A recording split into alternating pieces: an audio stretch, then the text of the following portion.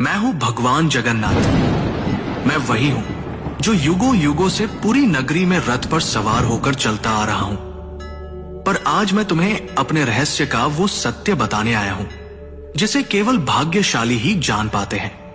लोग मुझे जगन्नाथ कहते हैं, पर क्या तुम जानते हो मैं कौन हूं?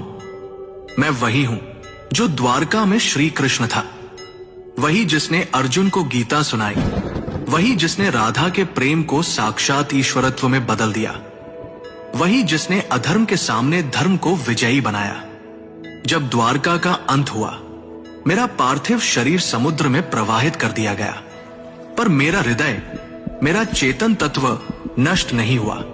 समुद्र में एक दिव्य काष्ठ पवित्र लकड़ी के रूप में प्रकट हुई और बहती हुई पुरी के तट पर आई। उसी समय राजा इंद्रद्युम्न ने मुझे स्वप्न में देखा। हे राजन, ये कोई साधारण लकड़ी नहीं, ये मेरा शरीर है, इससे मेरा विग्रह बनवाओ। राजा ने आदेश दिया। मूर्ति बनाने के लिए एक वृद्ध पुरुष प्रकट हुए। उन्होंने कहा, इन्हें गुप्त रूप से बनाऊंगा, कोई द्वार मत खोलना। वो कोई और नहीं, स्वयं विश्वकर्मा थे। जब मूर्तियां बन रही थी, रानी की चिंता बढ़ी। द्वार खुलवाया गया। मूर्तियां अधूरी थी। मेरे हाथ नहीं थे, मेरे चरण नहीं थे, पर तभी आकाशवाणी हुई, यही मेरा विराट रूप है, यही मेरा जगन्नाथ स्वरूप है, जहां मैं हर सीमा से परे हूं। जो मूर्ति नहीं, चेतना है, जो धर्म का रक्षक है।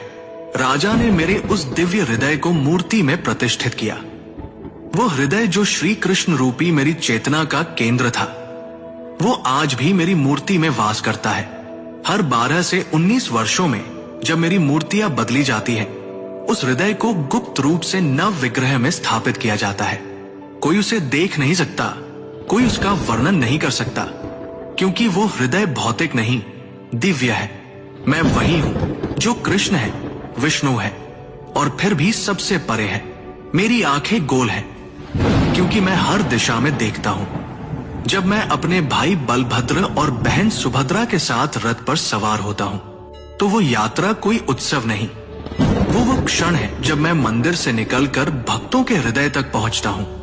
जब तुम मुझे सच्चे हृदय से पुकारोगे, ओम नमो भगवते जगन्नाथाय, तो तुम पाओगे कि मैं तुमसे कभी दूर था ही नहीं। मैं वही था तुम्हारे भीतर, तुम्हारी चेतना में।